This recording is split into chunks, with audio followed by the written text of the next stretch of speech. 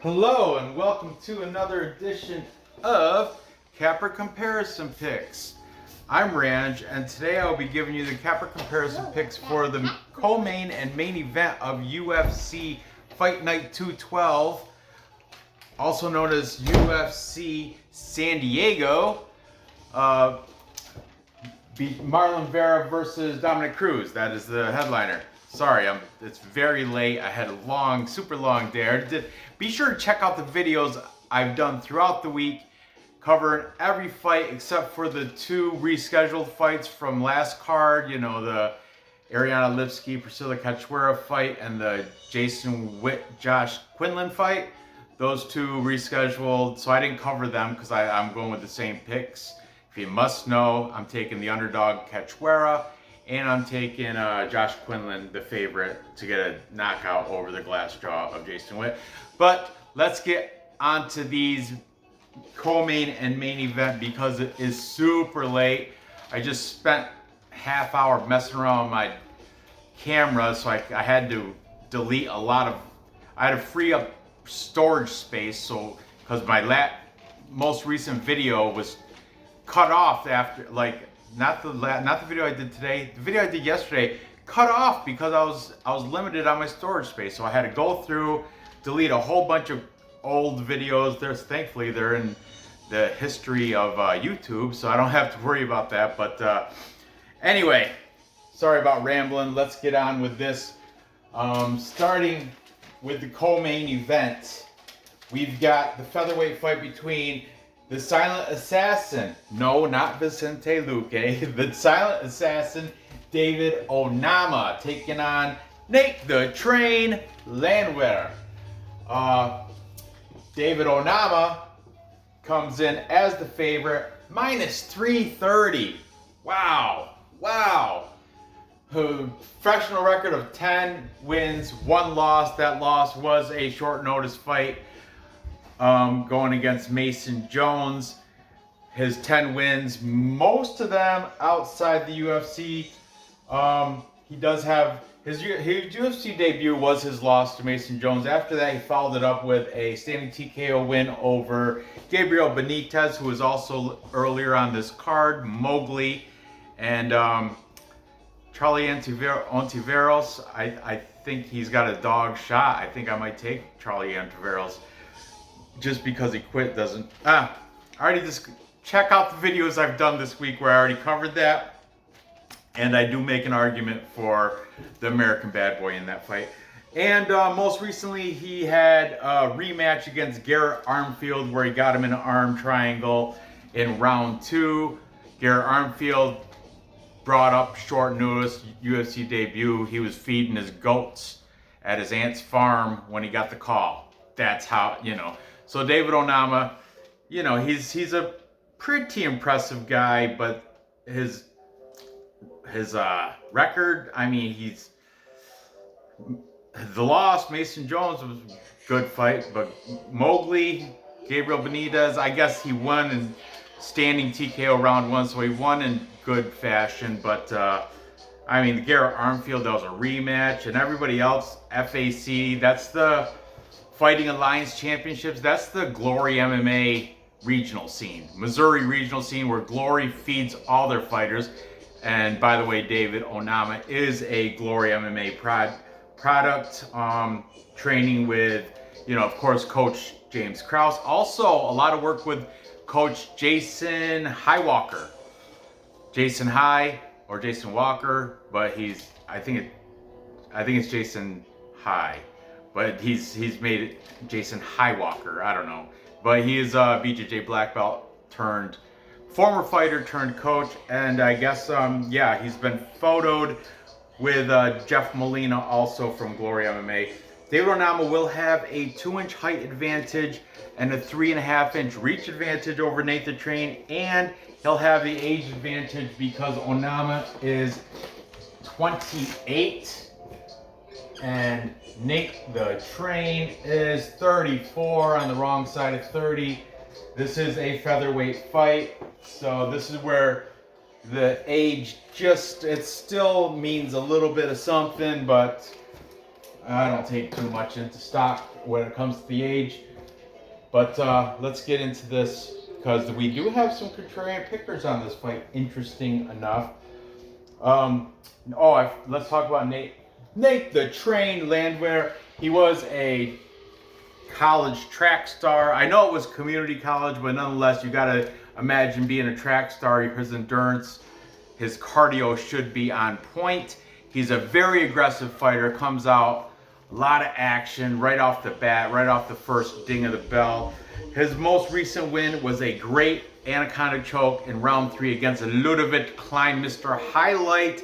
Nate the Train came in as a big underdog in that fight and got the upset there. Before that, though, he caught a flying knee from Juicy J. Julian Erosa in round 1, 56 seconds of round 1, so less than a minute he caught that flying knee. Before that, he beat the Damage, Darren Elkins, by unanimous decision.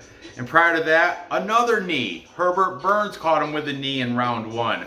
That was his UFC debut against Herbert Burns.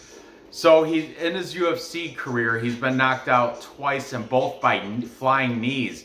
So, I mean, a flying knee, once you land that, it's hard to get up from that. I mean, it's a flying knee, right?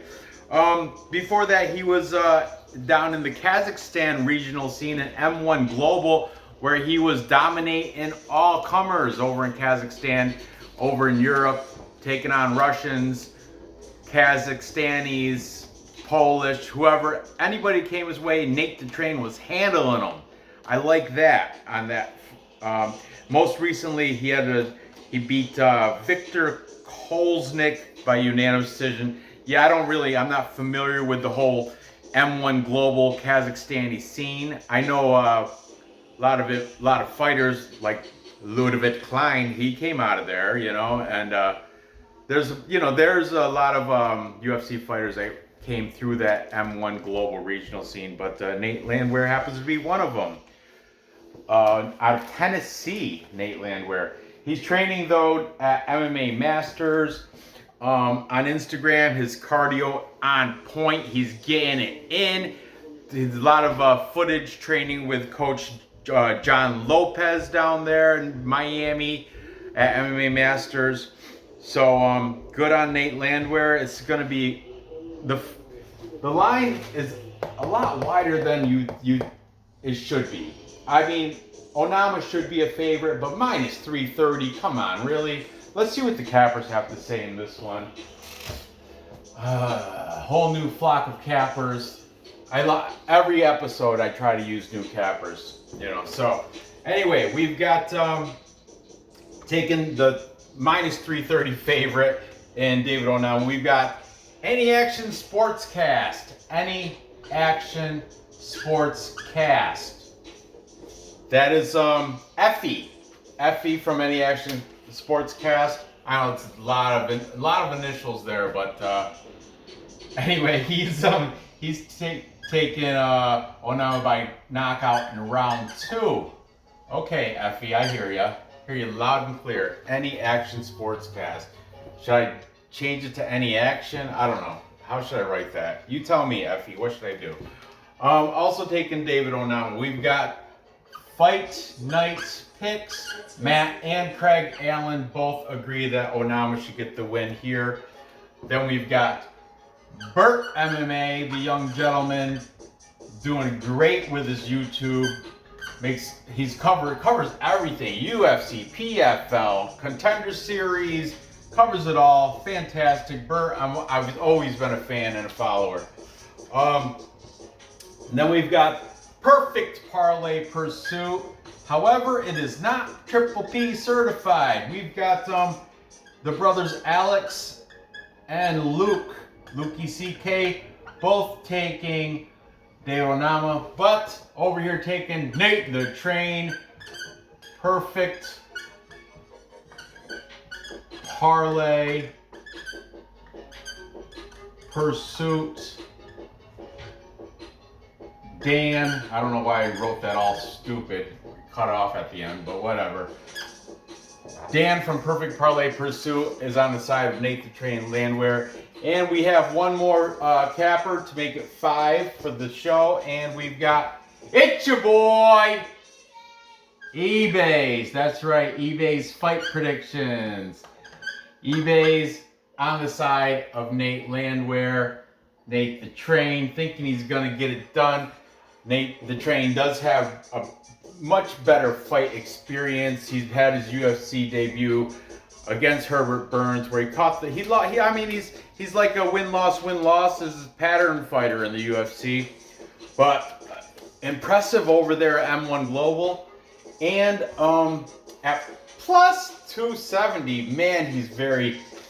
It's very tempting to go with the dog here because he is a dog too. Landwehr will fight for your money. He is not one to give up. He's very aggro, very aggressive. I like his style, but I have to go with my brain.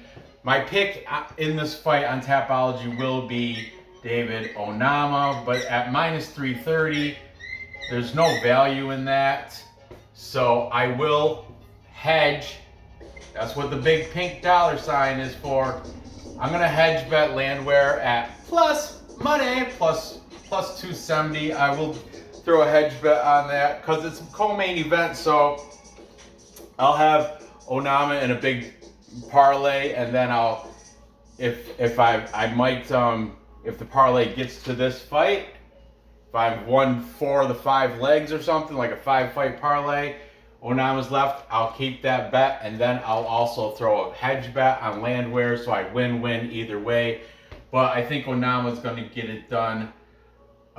Let's see, probably, I don't know if he's going to get a flying knee over Landwehr. And to be honest with you, I really like Landwehr's shot here. I think Onama hasn't really been tested. I mean, tested against Mason Jones, but that was short notice. And I think he was coming up a weight class too on short notice. And he lasted. But Mason Jones just got beat by Ludovic Klein, right? Mr. Highlight. So, and Nate the Train schooled Ludovic Klein. Made him look like he shouldn't even be in the part of the UFC. I don't know. I think I might. We'll see what. You're going to have to tune into the live stream tomorrow night. I'm still kind of on the fence, but right now, for the sake of this video, I'm going to go with David Onama to get it done. I'll say by decision. I think it's going to be close. I think Landwehr will get some rounds there. I think I want to say he might have his wrestling. I don't know. David Onama's got some decent ground game too. He showed that off against that Garrett Armfield by catching him in an arm triangle. So I don't know. This is going to be interesting. Landwehr, though, I do like the experience advantage, and I like his aggression. I like his cardio despite his age. It's going to be interesting, but my pick is Onama. My bet will be Landwehr. There you go. Onama's my pick. Landwehr's my bet. Moving on. Now we're to the main event. We've got the fight we've all been waiting for. As John Anik would say, the fight this card's been built around. We've got Marlon Chito Vera taking on the Dominator, Dominic Cruz. Dominic Cruz is the plus 205 underdog coming in here. And I'll remind you, this is San Diego, Dominic Cruz's backyard. This is home field advantage for Dominic Cruz. Marlon Chito Vera, fighting out of Ecuador, is his home he lives in Ecuador. He's from Ecuador, but he fights out of let me see. Oh, he's fighting out of the RVCA training facility in Costa Mesa, California, with boxing coach Jason Perillo. He's working on that inside hook, I guess, from what I heard. It's been spotted on Instagram at the RVCA Training Center. I see him I see him in a couple photos with, well, at least one photo with Luke Rockhold. I don't know if he's training with him, because this photo happened to be like Luke Rockhold was sitting and Marlon Vera was in training outfit, but I don't know if they were training together or what. Looked like Luke Rockhold was just getting ready to change his clothes or something. It was kind of a weird picture. So I don't know if they're training together, but they are. He is out of RVCA Training Center in Costa Mesa, California. Tapology says Team Oyama, but I don't believe he's there. Also in that same picture was Mackenzie Dern, for what that's worth, I don't know. But let's talk about the favorite in Marlon Vera. Marlon Vera comes in 29 years old. That is a very good thing. He's in his prime. That's his prime. 29 years old. Dominic Cruz, he's outside of his prime. He's past his prime. He's 37 years old. His best years are behind him. However, is he completely done? I don't think so. But Marlon Vera coming off a very impressive win over Rob Font. I had picked Rob Font. Marlon Vera took my money. Okay, he got the unanimous decision victory there. Before that, he had beat Frankie Edgar. Frankie Edgar has been past his prime for 5 years now. But he got him with a front kick in round 3. Before that, though, he had a good win over Davey Grant. That was a rematch because the first time they went, Davey Grant, I do believe, beat him the first time. I could be wrong, but they did fight before. I forget who won the first one, but Marlon Vera definitely won the second one. Then before that, he took a loss to Jose Aldo. Another guy, fantastic fighter, but probably outside of his prime. Just saying. And before that, he had the fight that put him on the map, that win over Sugar Sean O'Malley. Got the kick that nerve in the leg, and Sean O'Malley's chicken legs couldn't stand walking out, couldn't put any pressure on it, and Marlon Vera managed to get him win by elbows from guard in round 1 against Sean O'Malley. Marlon Vera's pro debut was in 2010, and his UFC debut was in 2014, so he's amassed a record of 21-7-1, 7 losses, 1 draw, 21 wins, okay? Now, he's taking on the Dominator, Dominic Cruz, probably the best fight IQ in the UFC. You've seen him behind the commentator desk, you've seen him ringside, watching the fights, making comments. He's been around the block. He's been up there, and Instagram, he thinks he can get up there to championship level once again, and maybe he can because he is coming off 2 nice wins. He beat Pedro Munoz most recently by unanimous decision. He beat Casey Kenny by split decision. However, before that, he took a loss to Henry Cejudo, but I think after that victory, Henry Cejudo's like, I call it quits. And Henry Cejudo beat him by knee and punches in round 2. Prior to that, he lost to Cody Garbrandt, unanimous decision. Cody Garbrandt had a very good fight, though. Used his head in that, and had also he maintained composure and played Dominic Cruz's point game to get the decision there. And before that, Dominic Cruz had a win over Uriah Faber. That was like his second win. He also beat him against Uriah Faber. He also beat him in the WEC long ago. Speaking of long ago, Dominic Cruz's UFC debut was in 2005.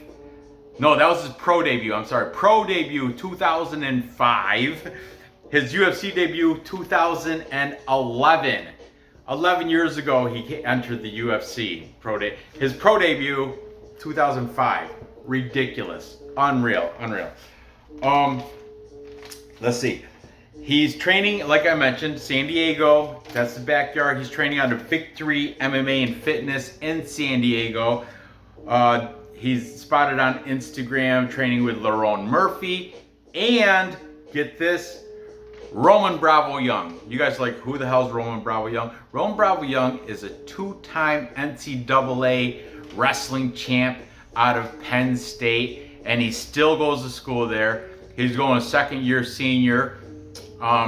He's been undefeated in 2021 and 2022 seasons. Undefeated, national champion, and he's there, spotted on Instagram. There's articles and everything. He won the NCAA tournament at 133 pounds. This is a bantamweight fight, 135 pounds.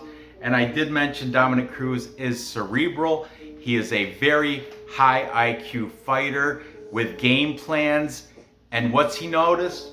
Marlon Vera was getting taken down in that Jose Aldo loss. Okay, Jose Aldo won that because Marlon Vera has holes in his wrestling defense. I know he's out of Ecuador. I don't know who's the prospect out of Ecuador. Reese, he just fought like a week ago. Really good kid. He's a good striker and he's a Ecuadorian national wrestling champ. But just saying, Ecuador's got a good Olympic wrestling team and stuff. But I think Roman Bravo Young can handle anybody Ecuador can. I'm just saying, Dominic Cruz has a game plan, and it's to wrestle. He's been training. He's been taking Roman Bravo Young down and scrambling against him. They've been training wrestling, and that's what he's going to do to Marlon Chito Vera. He's going to expose his weakness, where he knows standing up, Marlon Vera's a beast. He's going to be faster, younger, stronger, quicker. He's going to be on the feet. But Dominic Cruz does have that weird style where he can dodge, he can dodge strikes and come at you from different angles. He's very hard to figure out on the feet. But I think he's going to take it to the ground, where Marlon Vera, once he's on the ground, he'll struggle to get back up, especially against someone that's been training the wrestling with NCAA two-time champ at 133 pounds. Smart.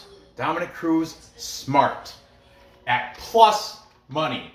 So I will put down the cappers picks, but you guys can already tell where I'm going to go with this. Anyway, taking the favorite, minus 240 favorite in Marlon Chito Vera. We've got Bert. He said Vera should get the decision here.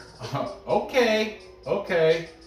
Well, I hope his volume on the feet is, because he's definitely not going to win control time on the ground against Dominic Cruz. Guarantee that. Dominic Cruz, even though he's 37, his cardio is tip top. It's always been, his cardio's not been a problem. His durability, kind of, because the age, I mean, he can only take so much damage at 37. It's not like he was, back in 2014. Not like that, but I think he's still got it in him. That's what I'm saying. Okay. Then we've got both the brothers from Fight Night picks, Matt and Craig Allen, on the side of Vera. We've got Effie from, I'm gonna write Effie, Any Action Sports.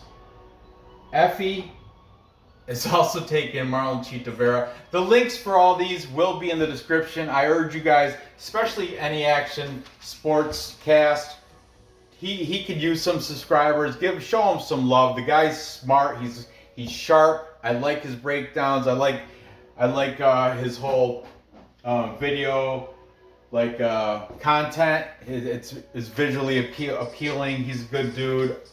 Subscribe to Effie. Check him out. Then we've got Perfect Parlay Pursuit. Once again, not Triple P certified. This time we got Dan and Luke on the side of Vera, but younger brother Alex is on the side of Dominic Cruz, the Dominator. Perfect Parlay Pursuit. Alex on the side of Dominic Cruz. And finally, it's your boy. I think Nora went to bed. It's late. eBay's fight predictions is also on the side of Dominic Cruz. And as you can tell by my breakdown, so am I. I know he's going to be the older fighter in there, and he's Vera's minus 240. But look at 7 losses. Cruz is only look at his extensive 3-decade a 2-decade career. He's gotten 3 losses. Three damn losses. That is not bad. And I know Henry Cejudo's won, Cody Garbrandt, and I don't know. I think he might have took a loss by back in the day to I don't know, maybe a Uriah Faber or something. Who knows? He's been through a lot. But I'm going to take Cruz here. I think he's going to use the wrestling. He's, like I said, that's a big deal that he's training with that Penn State NCAA wrestling champ. And it shows it right. It's the post is from a week ago. You know? Roman, Bravo, Young. That's why I think Cruz is going to put it in cruise control and get the control time. Cruise control. You get to the play on words. Going to get the control time, edge out that decision. And if it is on the feet, he's going to be elusive, hard to hit. Vera might get him a couple times. It might even rock him a couple times, but this is a 5-round fight. Cruz's cardio, despite being 37, it's going to be there. He's been putting in it, and he's at home. He's not gonna just gas in front of his home crowd. He's at home in San Diego. I like Dominic Cruz here to get the win. I think he's gonna be a decisionator, as he usually is. Get the decision by control time, by wrestling over Marlon Vera at plus money. I like it. I like it a lot. And yeah, that's going to be my Tapology pick, and my bet will be Dominic Cruz. I'm fairly confident in it. I've talked myself into it as well, despite the capper majority taking Marlon Vera. And don't get me wrong, I think Marlon Vera is live. I think he's a fantastic fighter, great person. I like his backstory, the whole thing with his daughter and everything, coming from Ecuador. I like Marlon Chito Vera. I love that he beat Sean O'Malley. Love that. But in this fight, I think Dominic Cruz is going to get the upper hand here and use that wrestling. He's got the game plan. He's going to put it intact and win this fight by decision. So there you have it. To recap. Thank you. I thought you went to bed. So to recap, I got David Onama winning the fight over Nate Landwehr. However, I'm not putting a bet on him at minus 330. I will put him in this parlay with Cruz, because that should play plus money because Cruz is an underdog. But I'm going to hedge bet Nate Landwehr. I don't know, throw the scratch off on it. $10 or $20 on it, just to, $10 will win you 27. So that's a play for me. But Onama will be my pick on Tapology. And finally, I've got the underdog Dominic Cruz winning a decision over Marlon Chito Vera. That's really close to him. I know. I had to. Long story, Norm. Long story. I have Dominic Cruz beating Marlon Chito Vera by wrestling his way to a decision victory. It might not be the most exciting fight. He will get the control time, though, and come out the victor. Thanks for watching. That concludes the entire card. Well, except for the, rescheduled fights. But that concludes the entire card. Tune in tomorrow for the live stream with Manny from MMA Fight Club and BC Dave as usual. Neither one of them said they weren't going to be there, so I'm assuming they'll both be there. That's a weekly thing now with Manny and BC Dave. So tune in tomorrow where I may flip on some of my picks. These are the live stream is after watching the face-offs and weigh-ins, after and during. Dave plays them in the background as well. I know it's walking that fine line of copyright infringement with the UFC, but so be it. It's live. So join us in that, and good luck on your bets, and hopefully I'll see all you guys tomorrow for the live stream. Say bye.